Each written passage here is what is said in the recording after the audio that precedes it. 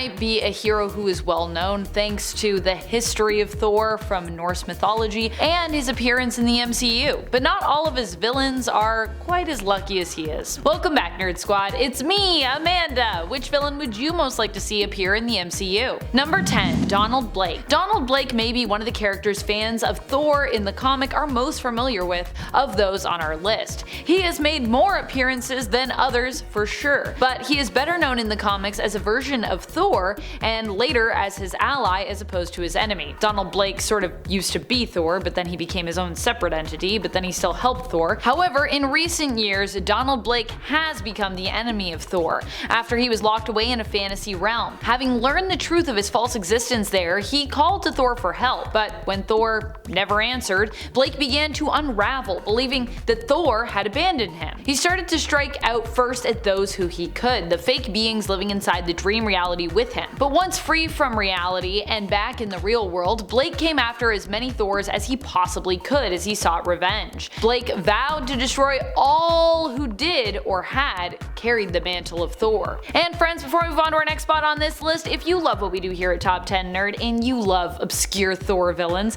be sure to let us know by clicking that like button on this video.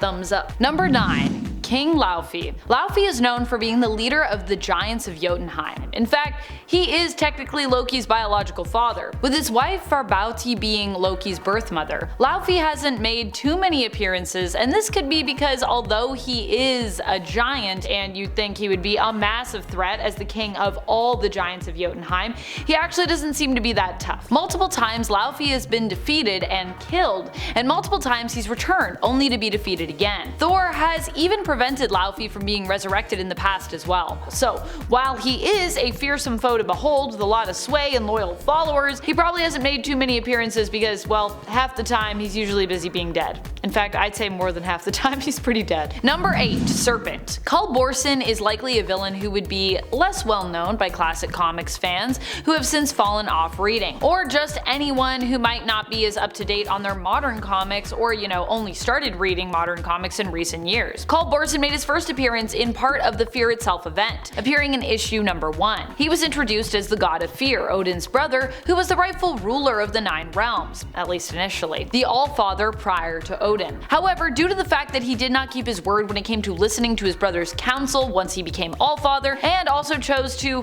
rule with fear, he ended up being usurped. Odin could not bring himself to kill his brother and so decided to seal him away deep beneath the ocean. Typical Odin move in my opinion. The reason we never saw Kull until 2011 in the comics was because of his origins, with him being imprisoned for eons. He only emerged during Fear Itself, but was of course defeated and later was killed again during War of the Realms. He's definitely spent more time dead than alive in regards to Thor's overall narrative in the comics. Number 7. All Black. While Gorr is likely well known now thanks to his appearance in the Marvel Cinematic Universe, the MCU, the All Black has yet to be introduced to us yet. Nor its creator, no. These two characters might be more elusive to fans who have not dived deep into the well of comics. The All Black is basically like Venom, a symbiote, and in fact the first symbiote ever created by Null, the god of symbiotes. The All Black Necrosword ended up being retrieved a long time ago by Gorr, the God Butcher. Well, Gorr and then he became the God Butcher, who used the All Black as an instrument of vengeance,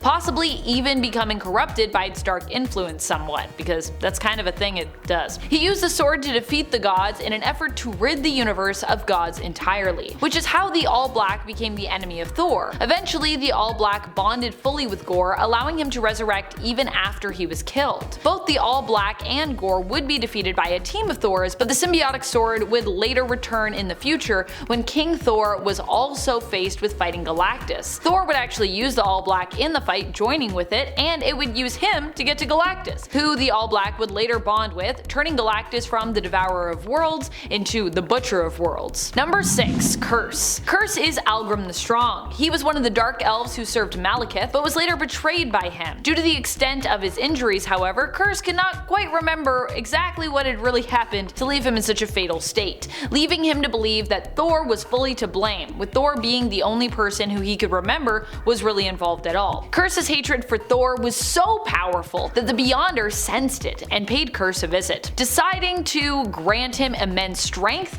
in addition to healing him. As such, Algrim became even stronger than ever and adopted the mantle of Kurse, setting out to hunt down Thor. However, Kurse would later remember the truth of Malekith's involvement in his initial demise and would later turn on him instead. Because yeah, Malekith kinda messed him up there. Number 5. The Midgard Serpent. While Jormungand is known for being an iconic Thor villain in terms of mythos, the Serpent does not appear that much. In fact, Kolborsson's Serpent, Thor's uncle, is probably more well known as a villain, and even he only really showed up a few years ago in the comics, first appearing just over a decade ago in 2011 in Fear itself. Oddly enough, although not his uncle, Jormungand is another serpent who also happens to be related to Thor as well, being rumored to be his nephew, the son of Loki and Angrboda, both frost giants. Because Jormungand was believed to be a future threat to the gods of Asgard, he was banished, sent to the depths of the ocean on Earth, becoming known as the Midgard Serpent, with Midgard being the name that Asgard uses for the realm of Earth. And you know, that's apparently where serpents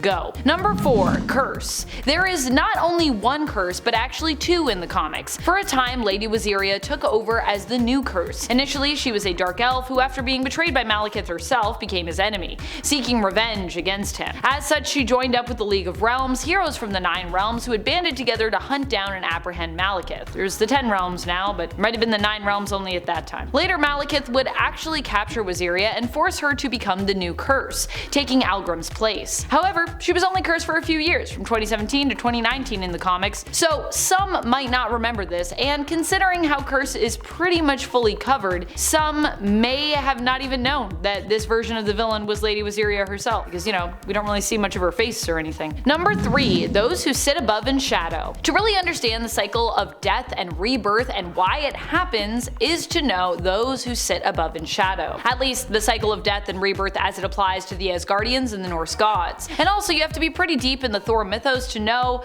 of those controlling villains. They are beings who apparently orchestrate the death and rebirth of the gods, feeding off the energy of mass destruction and world-devastating events like Ragnarok. Thor himself was actually a part of Odin's plan to defeat those who sit above in shadow, which was shown to have succeeded, but then later was revealed to have not completely worked. Or to have completely worked, but then those who sit above in shadow, I guess, simply returned afterwards. You know how it is. Number 2. Seidring the Merciless. Seidring the Merciless only made a few appearances in the comics, less than a handful I believe. Seidring was initially one of the members of All-Father Odin's council. However, after Odin learned that Thor had revealed his true identity to Jane Foster, he decided to take away Thor's power as a punishment. Y'all know Odin, for years, was not a fan of Jane Foster. He definitely did not ship Thor and Jane together. But Odin could not bring himself to take Thor's power, and so had Seidring do it for him. However, Seidring became ambitious as a result of the newfound power coursing through his veins. Rather than pass it on to Odin, as he was, you know, supposed to do, he instead became an adversary of both Odin and Thor by attempting to usurp Odin, take over Asgard, and become the new Allfather instead. Number 1. Replicus. Replicus only appeared in one single issue, both making their debut in issue 141 of Thor, but also seeing their demise in the very same issue. I love a one-shot villain. Although I would say Replicus represented the real danger in this issue, Replicus was not alone when it came to their villainy. In fact, Replicus, also known as Replica Model X3, was actually an android created by the alien inventor Chutta. Chutta's secret mission was to prepare Earth for an invasion, and they created Replicus in the hopes of creating chaos on the planet's surface. The mob boss, Slugger Sykes, what a name, hoped to use Replicus, going into business with Chutta in the hopes of acquiring his own personal army of androids. However, when Slugger learned of Chutta's true intent, it put the two villains behind Replicus at odds with one another, and instead they kind of turned on each other. You know, Slugger lives on Earth, so he was like, I'm an Earth person, and I think you wanting to mess us up. Not so cool, Chutta. Even for me, a mob boss. That's all the time we have today. Thank you so much for watching, and as always, you stay nerdy, YouTube. Bye.